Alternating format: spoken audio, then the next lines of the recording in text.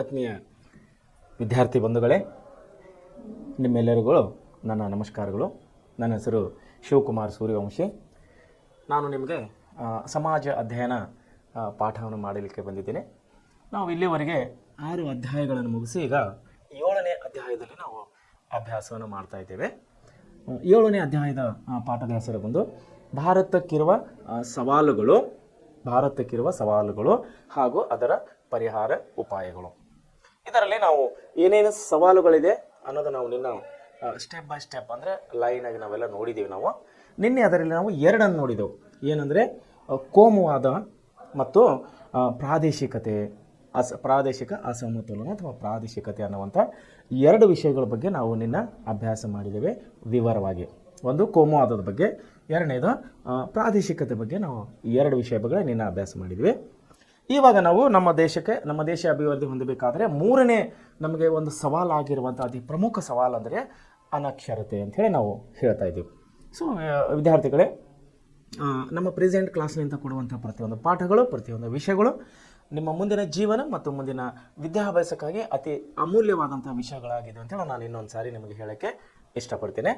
So ನಮ್ಮ ಸಂಸ್ಥೆಯ ಮುಖ್ಯಸ್ಥರು ಮತ್ತು ನಮ್ಮ ಸಂಸ್ಥೆಯ ಎಲ್ಲ ಸಿಬ್ಬಂದಿ ವರ್ಗದವರು ನಿಮಗಾಗಿ, ಅಂದರೆ ವಿಶೇಷವಾಗಿ ಗ್ರಾಮೀಣ ಭಾಗದ ಮಕ್ಕಳಿಗಾಗಿ ಹಾಗೂ ಕನ್ನಡ ಶಾಲೆಯಲ್ಲಿ ಓದುತ್ತಿರುವ ಮಕ್ಕಳಿಗಾಗಿ ಮುಂದಿನ ಭವಿಷ್ಯಕ್ಕಾಗಿ ನಿಮಗೆ ಅನುಕೂಲ ಆಗಲಿ ಅನ್ನೋ ಉದ್ದೇಶದಿಂದ ಈ ಒಂದು ವಿಶೇಷವಾದಂತಹ ಯೋಜನೆಯನ್ನು ನಮ್ಮ ಸಂಸ್ಥೆಯ ಮುಖ್ಯಸ್ಥರು ಹಾಕಿಕೊಂಡಿದ್ದಾರೆ. ಸೊ ದಯಮಾಡಿ ವಿದ್ಯಾರ್ಥಿಗಳೇ, ತಾವೆಲ್ಲರೂ ಒಳ್ಳೆಯ ರೀತಿಯಲ್ಲಿ ಅಭ್ಯಾಸ ಮಾಡಿ ತಾವು ನಿಮ್ಮ ಒಂದು ಗುರಿಯಲ್ಲಿ ಯಶಸ್ವಿಯಾಗಿ ಹಾಗೂ ನಮ್ಮ ಸಂಸ್ಥೆಯ ಒಂದು ಗುರಿಯನ್ನು ಯಶಸ್ವಿ ಮಾಡಲಿಕ್ಕೆ ತಾವು ಕೂಡ ಸಹಕಾರಿ ಆಗುವರೆಂದು ನಾನು ಈ ಮೂಲಕ ನಿಮ್ಮಲ್ಲಿ ವಿನಂತಿಸಿಕೊಳ್ತಾ ಇದ್ದೇನೆ. ಸೊ ಈಗ ನಾವು ಪಾಠಕ್ಕೆ ಬರೋಣ. 3ನೇ ಅಂಶ ಭಾರತಕ್ಕಿರುವ ಸವಾಲುಗಳು ಮತ್ತು ಅದರ ಪರಿಹಾರ ಉಪಾಯಗಳಲ್ಲಿ ನಾವು ಈಗ 3ನೇ ಅಂಶಕ್ಕೆ ಬರ್ತಾ ಇದ್ದೇವೆ, ಅನಕ್ಷರತೆ ಅಂತೇಳಿ. ಅನಕ್ಷರತೆ ಅಂದರೆ ನೋಡ್ರಿ, ಅನಕ್ಷರತೆ ಅಂದರೆ ಅಕ್ಷರವನ್ನು ಗೊತ್ತಿಲ್ಲದವರು ಅಥವಾ ಬರೆಯಲಿಕ್ಕೆ ಬರದವರು ಅನಕ್ಷರತೆ ಅಂತೇಳಿ ನಾವು ಕರಿತೇವೆ. ಅದನ್ನು ಇಂಗ್ಲೀಷ್ನಲ್ಲಿ ನಾವು ನಾನ್ ಎಜುಕೇಟೆಡ್ ಅಂತೇಳಿ ಕರಿತೇವೆ. ಅಂತೇಳಿ ಕರಿತೀವಿ. ನಾವು ನಮ್ಮ ಕನ್ನಡದ ಪಠ್ಯಪುಸ್ತಕದ ವಿಷಯಕ್ಕೆ ಬಂದಾಗ ಪಠ್ಯಪುಸ್ತಕದ ಒಂದು ಶಬ್ದಗಳಲ್ಲಿ ನಾವು ಅನಕ್ಷರತೆ ಅಂತೇಳಿ ಕರಿತೇವೆ. ಅದನ್ನೇ ಬೇರೆ ಬೇರೆ ಜಿಲ್ಲೆಗಳಲ್ಲಿ ಹೋದಾಗ ಬೇರೆ ಬೇರೆ ಇದಕ್ಕೆ ಶಬ್ದಗಳನ್ನು ಬಳಸ್ತಾರೆ.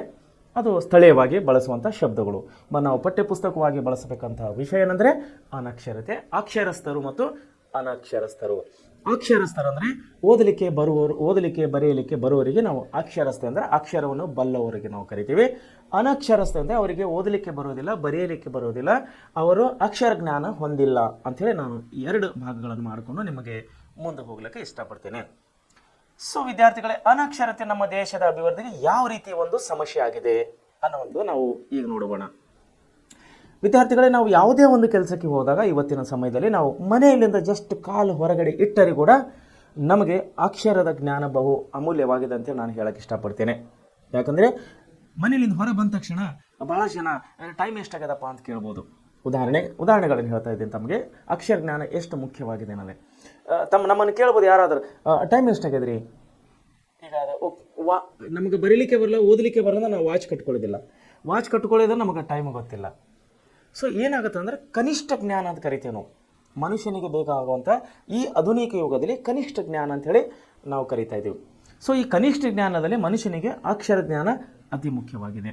ಯಾಕಂದರೆ ಇವತ್ತಿನ ಕಾಲದಲ್ಲಿ ಒಂದು ನಾನು ನೋಡಿದೆ, ಏನಂತಾರೆ, ವಿದ್ಯೆ ಉಳ್ಳವನ ಮುಖ ಮುದ್ದಿನಂತಿಕ್ಕು,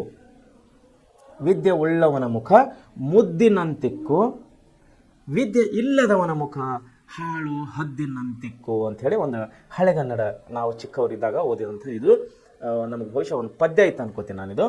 ಅಂದರೆ ವಿದ್ಯೆ ಉಳ್ಳವನ ಮುಖ ಹೆಂಗಿರುತ್ತಂದರೆ ಮುದ್ದಿನಂತಿಕ್ಕು, ಮುದ್ದು ಆದಂತಹ ಒಂದು ಮುಖ ಕಾಣಿನಂಗೆ ಕಾಣ್ತದಂತೆ ವಿದ್ಯೆ ಉಳ್ಳವನ ಮುಖ. ವಿದ್ಯೆ ಇಲ್ಲದವನ ಮುಖ ಹೆಂಗಿರ್ತದಂತೆ ಹಾಳು ಹದ್ದಿನಂತಿಕ್ಕು, ಅಂದರೆ ಪಾಳು ಬಿದ್ದಂಥ ಹದ್ದು ಗೊತ್ತಲ್ಲ, ಅದು ಹದ್ದು ಎಲ್ಲಿ ತಿರುತ್ತದೆ? ಆಕಾಶ ಮೇಲೆ ತಿರುಗ್ತದೆ. ಹದ್ದು, ರಣಹದ್ದುಗಳು ಗೊತ್ತಲ್ಲ, ಕಾಗಿ, ಗೂಬೆ, ಹದ್ದುಗಳು. ವಿದ್ಯೆ ಉಳ್ಳವನ ಮುಖ ಮುದ್ದಿನಂತಿಕ್ಕು, ವಿದ್ಯೆ ಇಲ್ಲದವನ ಮುಖ ಹಾಳು ಹದ್ದಿನಂತಿಕ್ಕು. ಅಂದರೆ ವಿದ್ಯೆ ಇಲ್ಲದವನ ಮುಖ ಹೆಂಗಿರುತ್ತಂತ ಹಾಳು ಹದ್ದಿನಂಗಿರುತ್ತಂತೆ. ಹದ್ದು ಅಂದರೆ ಎಲ್ಲಿರ್ತದೋ? ಹದ್ದು, ರಣಹದ್ದು, ಗೂಬೆ, ಕಾಗೆ ಇವೆಲ್ಲ ಎಲ್ಲಿರ್ತವೆ? ಆಕಾಶದಾಗ ತಿರುಗ್ತಾ ಇರ್ತವೆ. ಮನುಷ್ಯರಿಗೆ ಸಂಪರ್ಕ ಇರೋದಿಲ್ಲ, ಅವರಿಗೆ ಸಂಬಂಧ ಇಲ್ಲ. ಅವು ಪ್ರಾಣಿ ಪಕ್ಷಿಗಳಿದ್ದ ಹಾಗೆ ಮನುಷ್ಯನ ಜೀವನ ಅಂಥೇಳಿ ಇಲ್ಲಿ ನಮ್ಮ ಒಬ್ಬರು ಕವಿಯರು ಹೇಳ್ತಾ ಇದ್ದಾರೆ. ಸೊ ಅಕ್ಷರ ಜ್ಞಾನ ಮನುಷ್ಯನಿಗೆ ಅಷ್ಟು ಮುಖ್ಯವಾಗಿದೆ. ಅದರಲ್ಲಿ ವಿಶೇಷವಾಗಿ ಇವತ್ತಿನ ಈ ಆಧುನಿಕ ಕಾಲದಲ್ಲಿ, ಈ ಮೊಬೈಲ್ ಕಾಲದಲ್ಲಿ ಅಕ್ಷರ ಜ್ಞಾನ ಕಂಪಲ್ಸರಿ ಎಲ್ಲರಿಗೆ ಬೇಕಾದಂಥ ವಿಷಯ. ಯಾವುದೇ ನಾವು ಕಚೇರಿಗೆ ಹೋದಾಗ, ಯಾವುದೇ ಮಾರ್ಕೆಟ್ನಲ್ಲಿ ಹೋದಾಗ, ಯಾವುದೋ ಒಂದು ಸಂತೆಗೆ ಹೋದಾಗ, ಯಾವುದೋ ಒಂದು ಮನೆಗೆ ಖರೀದಿ ವಿಕ್ರಿ ಇದ್ದಾಗ, ಬಟ್ಟೆ ಖರೀದಿಗೆ ಹೋದಾಗ, ಆಮೇಲೆ ಬಸ್ನಲ್ಲಿ ಹೋಗುವಾಗ, ಯಾವುದೇ ಒಂದು ಶಾಲೆ, ಕಾಲೇಜು, ಆಫೀಸು, ಕಚೇರಿ ಎಲ್ಲಿ ಹೋದರೂ ಕೂಡ ಅಕ್ಷರ ಜ್ಞಾನ ಅತಿ ಮುಖ್ಯವಾಗಿದೆ.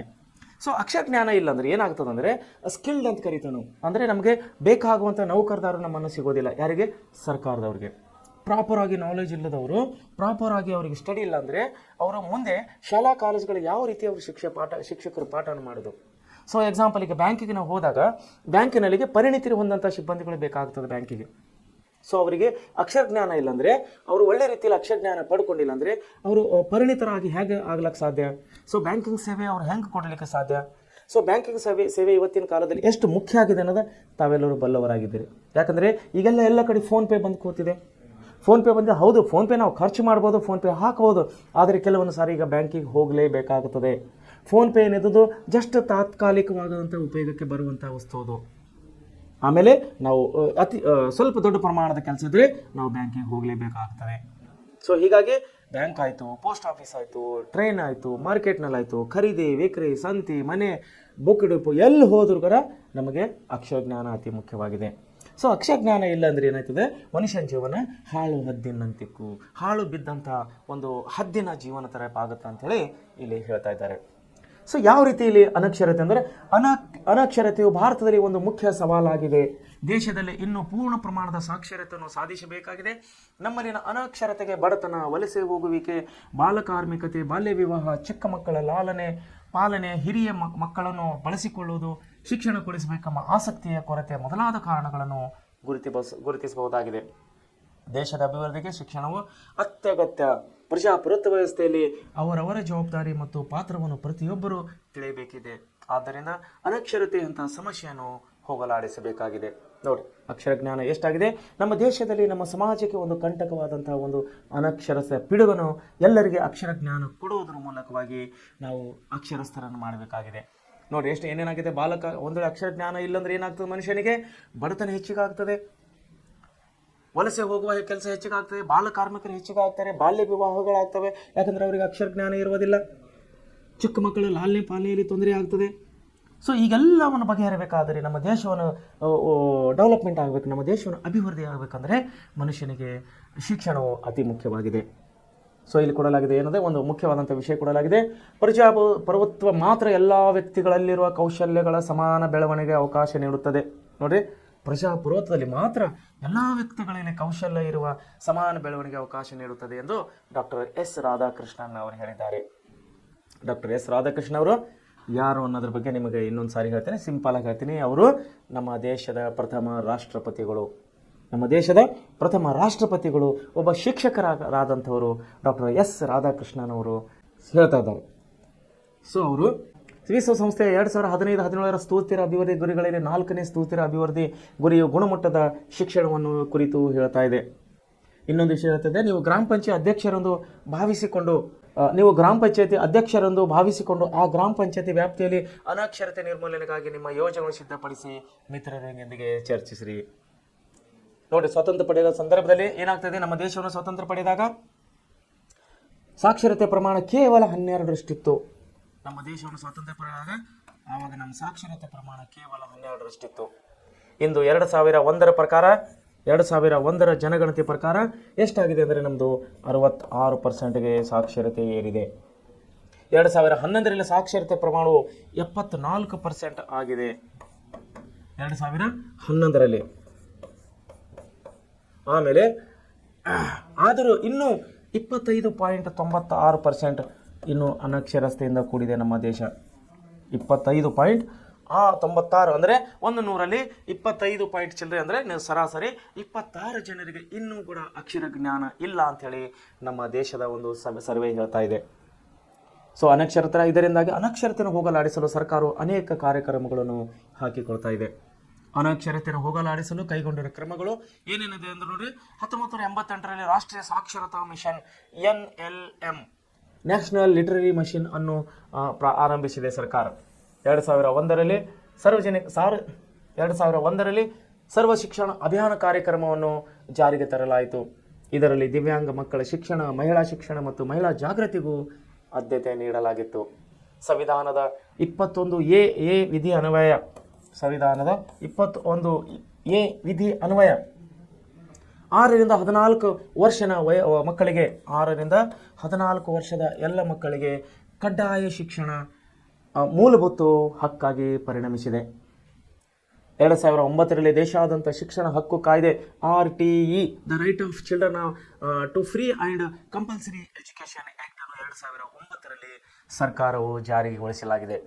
2009ರಲ್ಲಿ ಸಾಕ್ಷರತಾ ಭಾರತ ಕಾರ್ಯಕ್ರಮವನ್ನು ಜಾರಿಗೆ ತರಲಾಗಿದೆ. 2018ರಲ್ಲಿ ಸಮಗ್ರ ಶಿಕ್ಷಾ ಕಾರ್ಯಕ್ರಮವನ್ನು ಜಾರಿಗೆ ತರಲಾಗಿದೆ.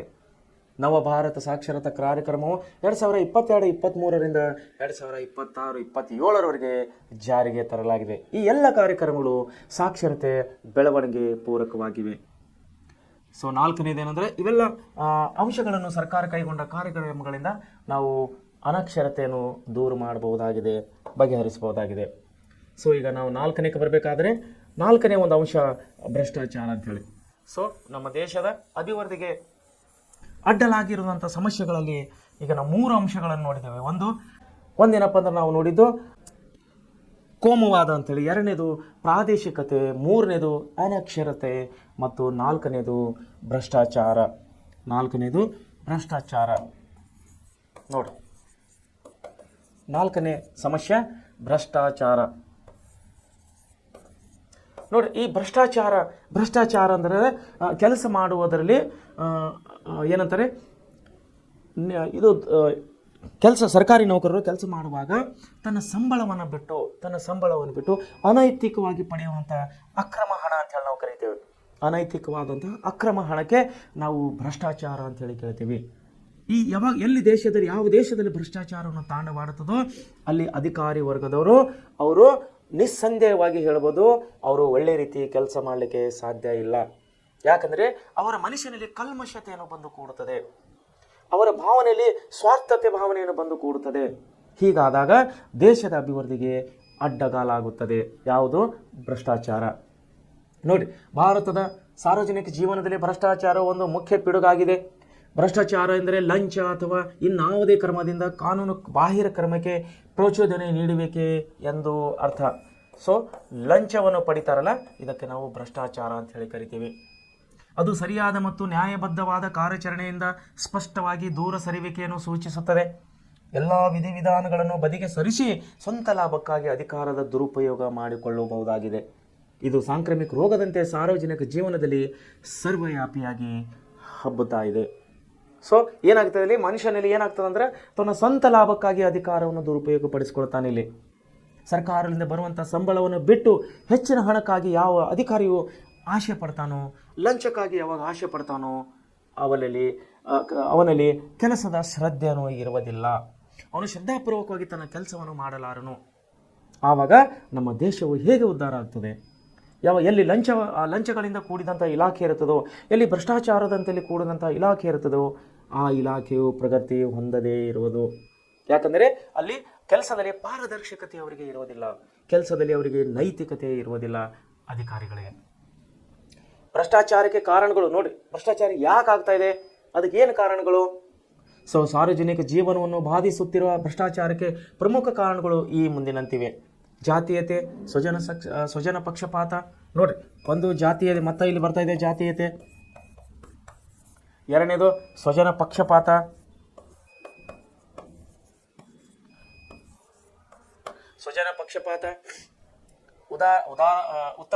ಉತ್ತರದಾಯಿತ್ವ ಕೊರತೆ, ಕಠಿಣ ಕಾನೂನುಗಳ ಕೊರತೆ, ಮಾನವ ಸಹಜವಾದಂಥ ಸ್ವಾರ್ಥ, ಆಪತ್ತುಗಳ ನಿವಾರಣೆಗೆ ಲೆಕ್ಕಾಚಾರ, ಕಟ್ಟುನಿಟ್ಟಾದಂಥ ಮೇಲ್ವಿಚಾರಣೆ ಇಲ್ಲದು. ನೋಡಿ, ಸ್ವಾರ್ಥಕ್ಕೆ ಯಾವಾಗ ಮನುಷ್ಯನಲ್ಲಿ ಸ್ವಾರ್ಥವನ್ನು ಬೆಳೆತದೋ ಅಲ್ಲಿ ಭ್ರಷ್ಟಾಚಾರವನ್ನು ಬೆಳೀತದೆ.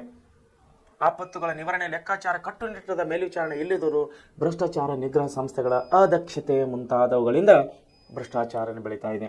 ಮನುಷ್ಯನಲ್ಲಿ ಸ್ವಾರ್ಥತೆಯನ್ನು ಬಂದಾಗ ಯಾವಾಗ ದೇಶಾಭಿಮಾನ ಹೋಗುತ್ತದೋ, ಯಾವಾಗ ಸಾಮಾಜಿಕ ಕಳಕಳಿಯನ್ನು ಹೋಗುತ್ತದೋ, ಯಾವಾಗ ಧಾರ್ಮಿಕವಾದಂಥ ಶ್ರದ್ಧೆಯನ್ನು ಆ ಅಧಿಕಾರಿಯ ಒಂದು ತಲೆಯಲ್ಲಿ ಬರುತ್ತದೋ ಆವಾಗ ಭ್ರಷ್ಟಾಚಾರಕ್ಕೆ ನಾಂದಿ ಆಗುತ್ತದೆ. ಉದಾಹರಣೆಗೆ ಹೇಳುವುದಾದರೆ ಒಂದು ಕೋಮಿನ ಅಧಿಕಾರಿಯು ಮುಖ್ಯಸ್ಥನಾದ ಒಂದು ಇಲಾಖೆಯ ಮುಖ್ಯಸ್ಥನಾಗಿದ್ದಾಗ ಅದೇ ಕೋಮಿನ ಇನ್ನೊಬ್ಬ ಸಾರ್ವಜನಿಕ ವ್ಯಕ್ತಿಯು ತನ್ನ ಕೆಲಸವನ್ನು ಮಾಡಿಕೊಡಿ ಅಂತ ಹೋದಾಗ ಆ್ಯಕ್ಚುಲಿ ಆ ಕೆಲಸಕ್ಕೆ ಬೇಕಾಗುವಂಥ ಯಾವುದೇ ಸರ್ಕಾರದ ಮಾನದಂಡಗಳನ್ನು ಈ ವ್ಯಕ್ತಿ ಅನುಸರಿಸದೇ ಇದ್ದಾಗಲೂ ಕೂಡ ಆ ಅಧಿಕಾರಿಯು ಈತನ ಕೆಲಸ ಮಾಡಿಕೊಡ್ತಾನೆ. ಯಾಕಂದರೆ ಅವರಿಬ್ಬರು ಒಂದೇ ಕೋಮಿನವರು, ಅವರಿಬ್ಬರು ಒಂದೇ ಧರ್ಮದವರು, ಅವರಿಬ್ಬರು ಒಂದೇ ಜಾತಿಯವರು. ಸೊ ಜಾತಿಯ ಅಭಿಮಾನ, ಧರ್ಮದ ಅಭಿಮಾನ ಎಲ್ಲ ಅವನಿಗೆ ಮೂಡುತ್ತದೋ ಅಲ್ಲಿ ಭ್ರಷ್ಟಾಚಾರವನ್ನು ಮೂಡುತ್ತದೆ. ಎಲ್ಲಿ ಭ್ರಷ್ಟಾಚಾರವನ್ನು ಮೂಡುತ್ತದೋ ಆ ದೇಶವು ಅಭಿವೃದ್ಧಿ ಹೊಂದಲಿಕ್ಕೆ ಸಾಧ್ಯವಿಲ್ಲ. ಅದರಿಂದ ಮನುಷ್ಯನಿಗೆ ಸ್ವಾರ್ಥವಾಗ್ತದೆ, ಸ್ವಜನ ಪಕ್ಷಪಾತವಾಗ್ತದೆ. ಇನ್ನಿತರ ಕಾರಣಗಳಿಂದ ಆ ಇಲಾಖೆಯು ಅಭಿವೃದ್ಧಿ ಹೊಂದದೆ ಹಿಂದುಳಿತದೆ ಅಂತೇಳಿ ನಾವು ಹೇಳೋಕ್ಕೆ ಇಷ್ಟಪಡ್ತೇನೆ. ಸೊ ಭ್ರಷ್ಟಾಚಾರದಲ್ಲಿ ಜಾಲದಲ್ಲಿ ಸೇರಿಕೊಂಡಿರೋ ಸಂಗತಿಗಳು, ತೆರಿಗೆಗಳ್ಳೆತನ ನೋಡ್ರಿ, ಟ್ಯಾಕ್ಸನ್ನು ಕಟ್ಟೋದಿಲ್ಲ, ಅಕ್ರಮ ದಾಸ್ತಾನುಗಳು, ವಸ್ತುಗಳ ಕೃತಕ ಅಭಾವ ಸೃಷ್ಟಿ ಮಾಡೋದು, ಕಳ್ಳ ಸಾಗಾಣಿಕೆ, ಅಧಿಕಾರ ದುರುಪಯೋಗ, ಆರ್ಥಿಕ ವಂಚನೆ, ಮೋಸಗಾರಿಕೆ, ವಿದೇಶಿ ವಿನಿಮಯದ ಕಾನೂನು ಉಲ್ಲಂಘನೆ, ಔದ್ಯೋಗಿಕ ವಂಚನೆ, ಇವೆಲ್ಲಗಳು ಭ್ರಷ್ಟಾಚಾರದ ಜಾಲಗಳಲ್ಲಿ ಸೇರಿಕೊಂಡಿವೆ. ನೋಡಿರಿ, ಏನಂದ್ರೆ ಇದು ಅಭಾವ ಸೃಷ್ಟಿ, ಕೃತಕ ಅಭಾವ ಸೃಷ್ಟಿ. ಒಂದೊಂದು ಸಾರಿ ನೋಡ್ಬೇಕು ನೀವು, ಸಕ್ಕರೆ ರೇಟನ್ನು ಹೆಚ್ಚಾಗಿರ್ತದೆ. ಒಂದೊಂದು ಸಾರಿ ನೋಡಬೇಕೆ ಮನೆಗೆ ಬರುವಂಥ ಅಡುಗೆ ಎಣ್ಣೆಗಳನ್ನು ರೇಟ್ ಹೆಚ್ಚಾಗಿರ್ತದೆ. ಕೇಳಿದರೆ ಏನಂತಾರೆ ಮಾರ್ಕೆಟ್ನಲ್ಲಿ, ಇಲ್ಲ ಶಾರ್ಟೇಜ್ ಇದೆ. ಅಂದರೆ ಕೃತಕ ಅಭಾವವನ್ನು ಈ ವ್ಯಾಪಾರಸ್ಥರು ಸೃಷ್ಟಿ ಮಾಡ್ತಾರೆ. ಅವರು ವ್ಯಾಪಾರಸ್ಥರು, ಅಧಿಕಾರಿಗಳು, ಆಯಾ ಇಲಾಖೆಯ ಅಧಿಕಾರಿಗಳು ಎಲ್ಲರೂ ಶಾಮೀಲಾಗಿ ಒಬ್ಬರೊಬ್ಬರು ಮಾತಾಡಿಕೊಂಡು ಕೃತಕ ಅಭಾವವನ್ನು ಸೃಷ್ಟಿ ಮಾಡ್ತಾರೆ. ಕೃತಕ ಅಭಾವ ಆಗಿದೆ, ವಸ್ತುಗಳ ಕೊರತೆ ಆದಮೇಲೆ ಆ ವಸ್ತುವಿನ ಒಂದು ರೇಟನ್ನು ಜಾಸ್ತಿ ಆಗುತ್ತದೆ. ಉದಾಹರಣೆಗೆ ಹೇಳಬೇಕಾಗಿದ್ದರೆ ರುಚಿ ಗೋಲ್ಡ್ ಅನ್ನುವಂಥ ಎಣ್ಣೆಯನ್ನು ತಾವು ನೋಡಿರ್ತೀರಿ. ಇದೇ ಒಂದು 7, 8 ವರ್ಷ 10 ವರ್ಷ ಕೆಳಗೆ ನಾವು ಹೋದಾಗ 40 ರೂಪಾಯಿ 50 ರೂಪಾಯಿಗೆ 1 kg ಎಣ್ಣೆ ತೊಗೊಳಪ್ಪ ಅಂದರೆ ಯಾರೂ ತೊಗೋತಿದ್ದಿಲ್ಲ ರುಚಿ ಗೋಲ್ಡ್. ಇವಾಗ ನೋಡಿದ್ರೆ 120, 130. ಸೊ ಉದ್ದೇಶ ಶಾರ್ಟೇಜ್ ಮಾಡಿರ್ತಾರೆ, ಮಾರ್ಕೆಟ್ನಲ್ಲಿ ಅವರು ಶಾರ್ಟೇಜ್ ಮಾಡಿರ್ತಾರೆ. ಅಧಿಕಾರಿಗಳು ಇದರಲ್ಲಿ ಶಾಮೀಲಾಗ್ತಾರೆ, ಆಹಾರ ಅಧಿಕಾರಿಗಳು. ಸೊ ಇದನ್ನು ಮಾಡುವುದರಿಂದ ಭ್ರಷ್ಟಾಚಾರವನ್ನು ಹೆಚ್ಚಿಗಾಗುತ್ತದೆ ವಿನ ಕಡಿಮೆ ಆಗುವುದಿಲ್ಲ. ಸೊ ಭ್ರಷ್ಟಾಚಾರ ನಿಯಂತ್ರಿಸಲು ಕೈಗೊಂಡಿರುವ ಸರ್ಕಾರದ ಕ್ರಮಗಳು, ಭ್ರಷ್ಟಾಚಾರವನ್ನು ಕೇವಲ ಟೀಕಿಸಿ ಅವರೊಂದಿಗೆ ರಾಜಿ ಮಾಡಿಕೊಂಡು ಬದುಕುವುದರಿಂದ ಅದರ ನಿರ್ಮೂಲನೆ ಸಾಧ್ಯವಿಲ್ಲ. ಹೀಗಾಗಿ ಆಡಳಿತದಲ್ಲಿ ವ್ಯಾಪಕವಾಗಿ ಬೇರೂರಿರುವ ಭ್ರಷ್ಟಾಚಾರವನ್ನು ನಿಯಂತ್ರಿಸಲು ಭಾರತ ಸರ್ಕಾರವು ಕೈಗೊಂಡಿರುವ ಕ್ರಮಗಳನ್ನು ಈ ಮುಂದಿನಂತಿವೆ. ರಾಷ್ಟ್ರ ಮಟ್ಟದಲ್ಲಿ ಲೋಕಪಾಲ್ ಇದೆ, ಸಂಸ್ಥೆಯನ್ನು ಸ್ಥಾಪಿಸಲಾಗಿದೆ. ನೋಡ್ರಿ, ರಾಷ್ಟ್ರ ಮಟ್ಟದಲ್ಲಿ ಲೋಕಪಾಲ ಇದೆ. ರಾಜ್ಯಗಳಲ್ಲಿ ಲೋಕಾಯುಕ್ತ ಸಂಸ್ಥೆಗಳಿವೆ. ರಾಜ್ಯಗಳಲ್ಲಿ ಲೋಕಾಯುಕ್ತ ಸಂಸ್ಥೆಗಳು, ಆಮೇಲೆ CVC ಸೆಂಟ್ರಲ್ ವಿಜಿಲೆನ್ಸ್ ಕಮಿಷನ್, ಕೇಂದ್ರೀಯ ಜಾಗೃತ ದಳ ಅಂಥೇಳಿ ಕೇಂದ್ರೀಯ ಜಾಗೃತ ದಳವನ್ನು ಸ್ಥಾಪಿಸಲಾಗಿದೆ ಕೇಂದ್ರ ಸರ್ಕಾರದ ವತಿಯಿಂದ. ಭ್ರಷ್ಟಾಚಾರ ತಡೆ ಕಾಯ್ದೆ 1988ರಲ್ಲಿ ಭ್ರಷ್ಟಾಚಾರ ತಡೆ ಕಾಯ್ದೆಯನ್ನು ಜಾರಿಗೆ ತರಲಾಗಿದೆ. ಮಾಹಿತಿ ಹಕ್ಕು ಕಾಯ್ದೆಯನ್ನು 2005ರಲ್ಲಿ ಮಾಹಿತಿ ಹಕ್ಕು ಕಾಯ್ದೆಯನ್ನು ಜಾರಿಗೆ ತರಲಾಗಿದೆ. ಹಾಗೂ ಸರ್ಕಾರಿ ಕಚೇರಿಗಳಲ್ಲಿ CC ಕ್ಯಾಮರಾಗಳನ್ನು ಅಳವಡಿಸಲಾಗಿದೆ. ನೋಡಿ, ಇತ್ತೀಚಿನ ದಿನಗಳಲ್ಲಿ ಭ್ರಷ್ಟಾಚಾರ ಕಡಿಮೆಯಾಗಿದೆ ಅಂತ ನಾವು ಒಂದು ಮೂಲಕವಾಗಿ ಹೇಳ್ಬೋದು. ಆದರೆ ಪ್ರತ್ಯಕ್ಷವಾಗಿ ಭ್ರಷ್ಟಾಚಾರ ಕಡಿಮೆಯಾಗಿದೆ. ಯಾಕಂದರೆ ಎಲ್ಲ ಕಚೇರಿಗಳಲ್ಲಿ, ಎಲ್ಲ ಸರ್ಕಾರಿ ಕಚೇರಿಗಳಲ್ಲಿ CC ಕ್ಯಾಮರಾಗಳು ಹಾಕಿದ್ದಾರೆ. ಯಾವಾಗಾದರೂ ತಾವು ಯಾವುದಾದರೂ ನಿಮ್ಮ ಹತ್ತಿರದ ಪೊಲೀಸ್ ಸ್ಟೇಷನ್ಗೆ ಹೋದಾಗ ನೀವು ಚೆಕ್ ಮಾಡ್ಬೋದು. ಎಲ್ಲಿ ಆ ಪೊಲೀಸ್ ಸ್ಟೇಷನ್ ಮುಖ್ಯಸ್ಥರು ಕೂತಿರ್ತಾರೋ ಅವರ ಅಕ್ಕಪಕ್ಕದಲ್ಲಿ ಎಲ್ಲ, ಅಂದರೆ ಆ ಶಹರದಲ್ಲಿ, ಆ ನಗರದಲ್ಲಿ ಯಾವ್ಯಾವ ಆಯಕಟ್ಟಿನ ಸ್ಥಳಗಳಲ್ಲಿ ಎಲ್ಲ ಕಡೆಗಳಲ್ಲಿ ಇವಾಗ ಕ್ಯಾಮ್ರಾ ಹಾಕಿದ್ದಾರೆ. ಆಫೀಸು ಕಚೇರಿಯಲ್ಲಿ ಕೂಡ ಯಾರಿಗಾದರೂ 10 ರೂಪಾಯಿ ಲಂಚ ಕೊಡಬೇಕಂದ್ರೆ ಇವಾಗ ಕೊಡ್ಲಿಕ್ಕೆ ಆಗ್ತಾಯಿಲ್ಲ. ತಗೊಳ್ಳೋರು ಕೂಡ ಅವ್ರಿಗೆ ಕೂಡ ತೊಗೊಳಕ್ಕೆ ಆಗ್ತಾಯಿಲ್ಲ. ಯಾಕೆ? ಲಂಚ ತಗೊಳ್ಳೋದು ಅಪರಾಧವಾಗಿದೆ, ಭ್ರಷ್ಟಾಚಾರದ ಒಂದು ಭಾಗವಾಗಿದೆ. ಆದರೂ ಕೂಡ ಅವರು ಏನಂತೀರಿ, ಪರೋಕ್ಷವಾಗಿ ಅಂದರೆ ಕಚೇರಿಯ ಸ್ಥಳ ಬಿಟ್ಟ ಮೇಲೆ ಅವರು ಹೇಗೆ ಕೊಡ್ತಾರೋ, ಅವ್ರು ಹೇಗೆ ತಗೋತಾರೋ, ಭ್ರಷ್ಟಾಚಾರ ಮತ್ತು ಕಡಿಮೆ ಆಗಿಲ್ಲ ಅಂತೇಳಿ ನಾನು ಹೇಳೋಕ್ಕೆ ಇಷ್ಟಪಡ್ತೀನಿ. ಸೊ ಮುಂದೆ ಇಲ್ಲಿ ಇಂಥ ಕಾರ್ಯಕ್ರಮಗಳು ಸರ್ಕಾರ ಹಾಕಿಕೊಂಡಿದೆ. ಲೋಕಪಾಲ ಕೇಂದ್ರದಲ್ಲಿ, ಲೋಕಾಯುಕ್ತ ರಾಜ್ಯದಲ್ಲಿ, ಜಾಗೃತ ದಳ, ಆಮೇಲೆ ಮಾಹಿತಿ ಹಕ್ಕು ಕಾಯ್ದೆ, ಇನ್ನಿತರ ಎಷ್ಟೇ ಕಾಯ್ದೆ ತಂದರೂ ಕೂಡ ಭ್ರಷ್ಟಾಚಾರ ಕೂಡ ಕಡಿಮೆ ಆಗ್ತಾ ಇಲ್ಲ. ಸೊ ಇದಕ್ಕಾಗಿ ವಿದ್ಯಾರ್ಥಿಗಳೇ ತಾವು ಜಾಗೃತರಾಗಬೇಕಾಗಿದೆ. ಮುಂದಿನ ಪೀಳಿಗೆಯು ಜಾಗೃತ ಆಗಬೇಕಾಗಿದೆ. ಎಲ್ಲಿವರೆಗೆ ನಾವು ಮುಂದಿನ ಪೀಳಿಗೆ ಜಾಗೃತ ಆಗಿ ಸಮಾಜದಲ್ಲಿ ಒಂದು ದೊಡ್ಡ ಕ್ರಾಂತಿಯನ್ನು ಮಾಡುವುದಿಲ್ಲೋ ಅಲ್ಲಿವರೆಗೆ ಸರ್ಕಾರ ಮಟ್ಟದಲ್ಲಿನ ಭ್ರಷ್ಟಾಚಾರ ಹಾಕೋದು ಬಹಳ ಕಠಿಣದ ಕೆಲಸವಾಗಿದೆ. ಸರ್ಕಾರ ಎಷ್ಟೇ ಕಾನೂನು ತಂದಿದ್ರು ಕೂಡ, ಎಷ್ಟೇ ಅಧಿಕಾರವನ್ನು ಬದಲಾಯಿಸಿದರೂ ಕೂಡ ಸಾರ್ವಜನಿಕರಲ್ಲಿ ಜಾಗೃತರಾಗಬೇಕಾಗಿದೆ. ಇದಕ್ಕಾಗಿ ಸರ್ಕಾರವು ಅನೇಕ ಜಾಗೃತಿ ಕಾರ್ಯಕ್ರಮಗಳನ್ನು ಹಾಕೋಬೇಕಾಗಿದೆ. ಹಳ್ಳಿಗಳಲ್ಲಿ, ಕಚೇರಿಗಳಲ್ಲಿ, ನಗರಗಳಲ್ಲಿ, ವಿದ್ಯಾವಂತರಲ್ಲಿ, ಶಾಲಾ ಕಾಲೇಜುಗಳಲ್ಲಿ ಅನೇಕ ಜಾಗೃತಿ ಕಾರ್ಯಕ್ರಮಗಳನ್ನು ಹಾಕೋಬೇಕಾಗಿದೆ ಅಂತೇಳಿ ನಾನು ವೈಯಕ್ತಿಕವಾಗಿ ಹೇಳಕ್ಕೆ ಇಷ್ಟಪಡ್ತೇನೆ. ಯಾಕಂದರೆ ಯಾವ ದೇಶದಲ್ಲಿ ಭ್ರಷ್ಟಾಚಾರವನ್ನು ತಾಂಡವಾಡುತ್ತದೋ, ಎಲ್ಲಿ ಲಂಚವನ್ನು ಜಾಸ್ತಿ ಆಗ್ತದೋ ಆ ದೇಶವು ಮುಂದುವರಲಿಕ್ಕೆ ಸಾಧ್ಯವಿಲ್ಲ. ವೈಯಕ್ತಿಕವಾಗೋ ಸಾಮಾಜಿಕವಾಗಿ ನೋಡಿರಿ, CC ಕ್ಯಾಮರಾಗಳನ್ನು ಅಳವಡಿಸಲಾಗಿದೆ, ಕಡತಗಳ ವಿಲೇವರೆಗೆ ಈ ಆಫೀಸ್ ವ್ಯವಸ್ಥೆಯನ್ನು ಜಾರಿಗೊಳಿಸಲಾಗಿದೆ. ಎಲ್ಲ ಕಡೆಗೆ ಕಂಪ್ಯೂಟರ್ಗಳಾಗಿದೆ. ಈಗ ನೋಡಿರಿ, ಬ್ಯಾಂಕ್ನಲ್ಲಿ, ಪೋಸ್ಟ್ ಆಫೀಸ್ ಎಲ್ಲಿ ಹೋದರೂ ಕೂಡ ಕಂಪ್ಯೂಟರ್ ಆಗಿದೆ. ಕಂಪ್ಯೂಟರಲ್ಲಿ ವರ್ಕ್ ನಡೀತಾ ಇದೆ ವಿನ ಈಗ ಬರೆಯೋದು, ಪೆನ್ನು, ಬುಕ್ಸು, ನೋಟ್ಸು ಎಲ್ಲ ದಫ್ತರ್ಗಳು ಎಲ್ಲ ಮಾಯ ಆಗಿಬಿಟ್ಟಿವೆ. ಸೊ ಇಲ್ಲಿ ಏನಾಗಿದೆ ಅಂದರೆ ಸಕಾಲದಲ್ಲಿ ಜನಸ್ಪಂದನೆ ಆಗಬೇಕು, ಜನರ ಒಂದು ಸಹಕಾರ ಬೇಕು, ಸಾರ್ವಜನಿಕರ ಒಂದು ಸಹಕಾರ ಬೇಕು, ಜನರ ಸ್ಪಂದನೆ ಬೇಕು, ಜನಸೇವಕ ಮೊದಲಾದ ಯೋಜನೆಗಳನ್ನು ಜಾರಿಗೊಳಿಸಲಾಗಿದೆ. ಸರ್ಕಾರಿ ಕಚೇರಿಯಲ್ಲಿ ದೂರು ಪೆಟ್ಟಿಗೆಗಳನ್ನು ಕೂಡ ಇಡಲಾಗಿದೆ. ಭ್ರಷ್ಟಾಚಾರ ನಿರ್ಮೂಲನೆಗಾಗಿ ಇನ್ನೇನು ಮಾಡಬಹುದು, ಇನ್ನೇನು ಮಾಡೋಕ್ಕೆ ಅವಕಾಶ ಇದೆ. ಸರ್ಕಾರ ಇಷ್ಟು ಮಾಡಿದರೂ ಕೂಡ ಭ್ರಷ್ಟಾಚಾರ ಕಡಿಮೆ ಆಗ್ತಾ ಇಲ್ಲ. ಸೊ ಅದಕ್ಕಾಗಿ ಏನು ಹೇಳ್ತಿದ್ದಾರೆ, ವೈಯಕ್ತಿಕವಾಗಿ ಹಾಗೂ ಸಾಮಾಜಿಕವಾಗಿ ಭದ್ರ ನೈತಿಕ ತಳಹದಿಯ ಮೂಲಕ ಮಾತ್ರ ವ್ಯಾಪಕವಾಗಿ ಹಬ್ಬಿ ನಿಂತಿರುವ ಭ್ರಷ್ಟಾಚಾರ ನಿರ್ಮೂಲನೆ ಮಾಡಬಹುದು.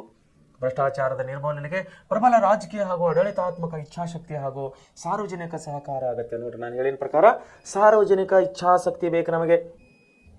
ಎಲ್ಲಿವರೆಗೆ ಸಾರ್ವಜನಿಕ ಇಚ್ಛಾಶಕ್ತಿ ಅಭಿವೃದ್ಧಿ ಆಗುವುದಿಲ್ಲ, ಎಲ್ಲೋ ಜನರಲ್ಲಿ ಸಾರ್ವಜನಿಕರಲ್ಲಿ ಒಂದು ಜಾಗೃತಿಯನ್ನು ಬರುವುದಿಲ್ಲ. ನೋಡಿ, ಸಾರ್ವಜನಿಕ ಇಚ್ಛಾಶಕ್ತಿ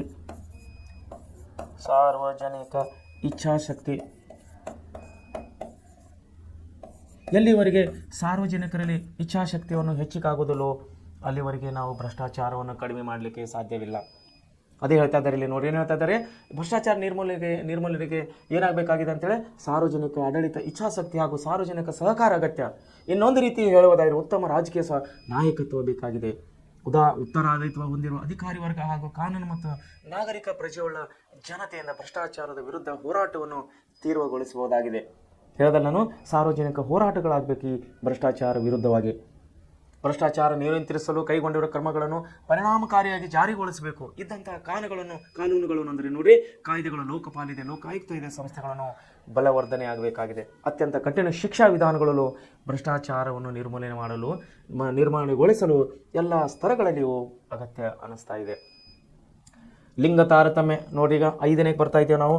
ಲಿಂಗ ತಾರತಮ್ಯ ಈಗ ನಾವು 4 ನೋಡಿದ್ದೇವೆ. ಒಂದು ಕೋಮುವಾದ, 2ನೇದು ಪ್ರಾದೇಶಿಕತೆ, 3ನೇದು ಅನಕ್ಷರಸ್ಥತೆ ಮತ್ತು 4ನೇದು ಬಂದು ಭ್ರಷ್ಟಾಚಾರ. ಈಗ 5ನೇದು ಬಂದು ಲಿಂಗ ತಾರತಮ್ಯ ಅಂತ ಹೇಳಿ ನಾನು ಹೇಳೋಕೆ ಇಷ್ಟಪಡ್ತೇನೆ. ಲಿಂಗ ತಾರತಮ್ಯ, ಈ ಲಿಂಗ ತಾರತಮ್ಯ ಅಂದರೆ ಮಹಿಳೆಯರ ಸ್ಥಾನಮಾನ ಅಂತ ನಾವು ಹೇಳ್ಬೋದು. ಲಿಂಗ ತಾರತಮ್ಯದಲ್ಲೂ ಸಮಾಜದಲ್ಲಿ ಅಶಾಂತಿಯನ್ನು ಮೂಡ್ತಾ ಇದೆ. ಅಶಾಂತಿಯನ್ನು ಮೂಡಿದಾಗ ಇದು ಅಭಿವೃದ್ಧಿಗೆ ಪೂರಕವಾದಂಥ ವಾತಾವರಣ ಇರೋದಿಲ್ಲ. ಅಲ್ಲಿ ಮಹಿಳೆಯರಿಗೆ ಸಮಾನತೆಯನ್ನು ಕೊಡಬೇಕು, ಸಮಾನ ಅವಕಾಶಗಳನ್ನು ಕೊಡಬೇಕು. 33% ಅಂತೇಳಿ ಸರ್ಕಾರ ಸಂವಿಧಾನಕ್ಕೆ ತಿದ್ದುಪಡಿ ತಂದರೂ ಕೂಡ ಇವತ್ತಿಗೂ ಕೆಲವು ರಾಜ್ಯಗಳು ಜಾರಿ ತಂದಿವೆ, ಕೆಲವು ರಾಜ್ಯಗಳು ಇನ್ನೂ ಜಾರಿಯಲ್ಲಿ ತಂದಿಲ್ಲ. ಉದಾಹರಣೆಗೆ ಹೇಳಬೇಕಾಯ್ತು ನೋಡಿರಿ, ನಿಮ್ಮ ಸಮೀಪದ ಸ್ಥಳೀಯ ಸಂಸ್ಥೆ ಮಹಿಳಾ ಸದಸ್ಯರೊಂದಿಗೆ ಮಹಿಳೆಯರ ಸ್ಥಾನಮಾನದ ಬಗ್ಗೆ ನಾವು ಯಾವಾಗಾದರೂ ಹೋದ ಅಲ್ಲಿ ಸಂದರ್ಶನವನ್ನು ಪಡಿಬೋದು. ನೋಡಿ, ತೊಟ್ಟಿಲು ತೂಗುವ ಕೈ ಜಗತ್ತನ್ನೇ ಆಳಬಲ್ಲುದು. ನೋಡಿ, ಹೆಣ್ಣು ಮಕ್ಕಳ ಬಗ್ಗೆ ಏನು ಹೇಳ್ತಾ ಇದ್ದಾರೆ, ತೊಟ್ಟಿಲು ತೂಗುವ ಕೈಯನ್ನು ಜಗತ್ತನ್ನೇ ಆಳಬಹುದು ಎಂಬ ಹೇಳಿಕೆಯಂತೆ ಎಲ್ಲ ಕ್ಷೇತ್ರಗಳಲ್ಲಿ ಮಹಿಳೆಯರು ಅತ್ಯುನ್ನತ ಸಾಧನೆಗೈದಿರೋದು ಕಾಣಬಹುದು. ಮಹಿಳೆಯರು ಅತ್ಯುನ್ನತ ಸಾಧನೆಗೈದಿದ್ದಾರೆ.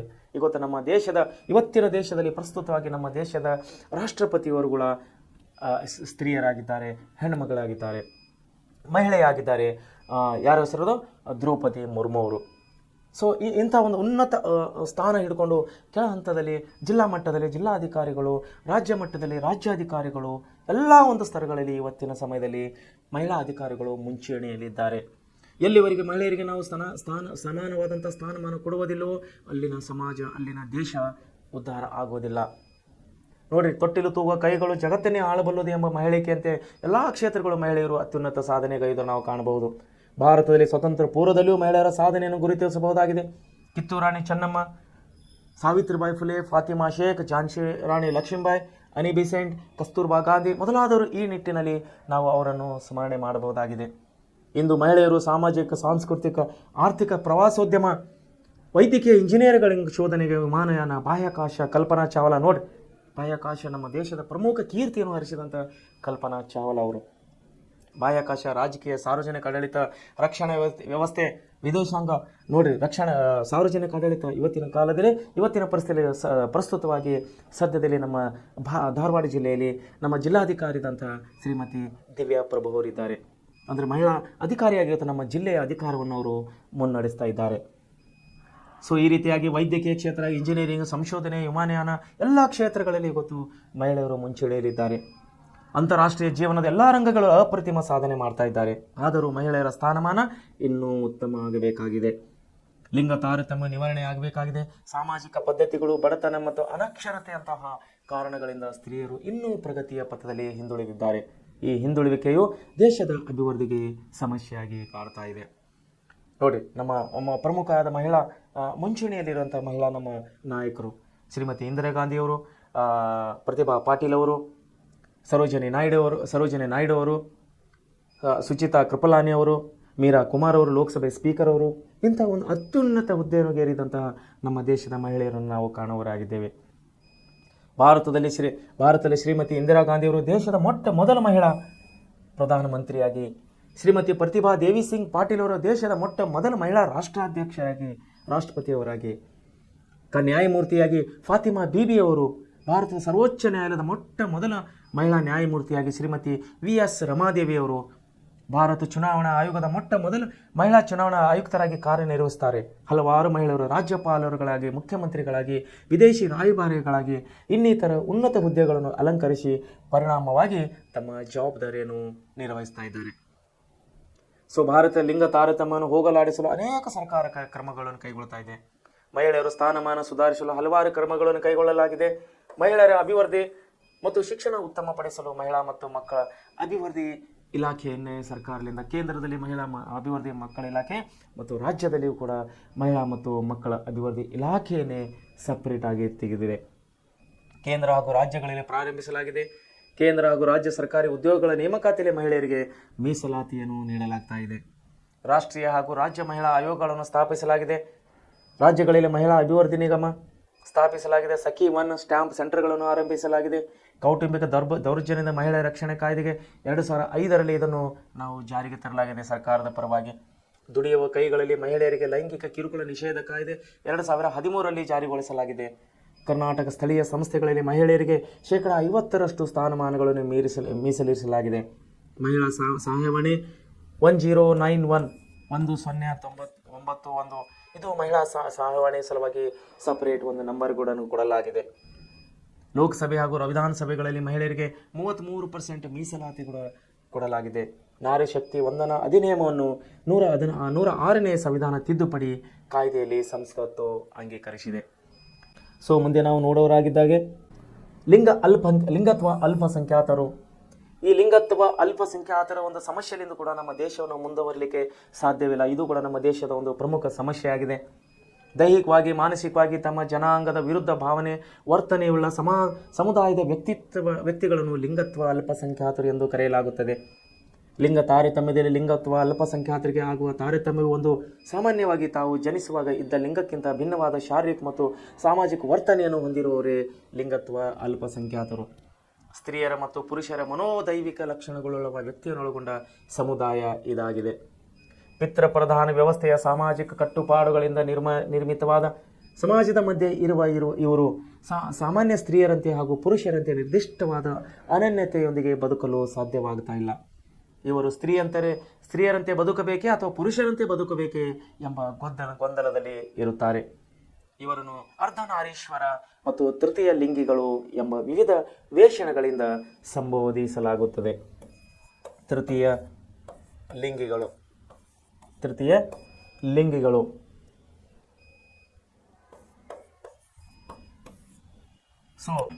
ಎಂಬ ವಿವಿಧ ವೇಷಗಳನ್ನು ಸಂಬೋಧಿಸಲಾಗುತ್ತಿದೆ. ಇಂತಹ ವ್ಯಕ್ತಿಗಳ ವೈಯಕ್ತಿಕ ಹಾಗೂ ಸಾಮುದಾಯಿಕ ಘನತೆಯನ್ನು ಎತ್ತಿ ಹಿಡಿಯುವ ದೃಷ್ಟಿಯಿಂದ ಇವರನ್ನು ಲಿಂಗತ್ವ ಅಲ್ಪಸಂಖ್ಯಾತರು ಎಂದು ಸಂಬೋಧಿಸುವುದು ಸೂಕ್ತ ಎಂಬುದು ಈ ಸಮುದಾಯಗಳ ಧ್ವನಿಯಾಗಿ ಗಟ್ಟಿ ಹೋರಾಟಗಾರ್ತಿಯಾಗಿ ಅಕ್ಕ ಪದ್ಮಶಾಲಿಯವರ ಅಭಿಪ್ರಾಯ. ಲಿಂಗತ್ವ ಅಲ್ಪಸಂಖ್ಯಾತರು ಎದುರಿಸುತ್ತಿರುವ ಸಾಮಾಜಿಕ ಬಹಿಷ್ಕಾರ ಮತ್ತು ತಾರತಮ್ಯಗಳನ್ನು ತುಳಿತಕ್ಕೊಳಗಾದ ಸಮುದಾಯಗಳು ಎದುರಿಸುತ್ತಿರುವ ತಾರತಮ್ಯಗಳಿಂದ ಘೋರವೂ ಭಿನ್ನವೂ ಆಗಿವೆ.